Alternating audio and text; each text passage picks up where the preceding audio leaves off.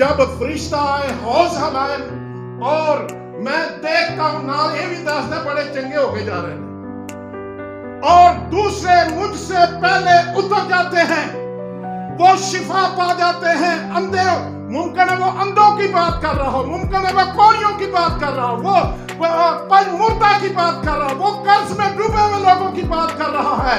जो मुझसे पहले उतर गए वो अच्छे होकर चले गए, लेकिन मेरे पास एक्सक्यूज। ये दसो यीशु ने ਉਹਦੇ ਲਈ कोई दुआ की थी? फिर यीशु ने कहा उठ, अपनी चाबी उठा और चल। फिर मेरे अजीजों, जब तक हम आगे नहीं बढ़ेंगे कोई चेंज नहीं आएगी।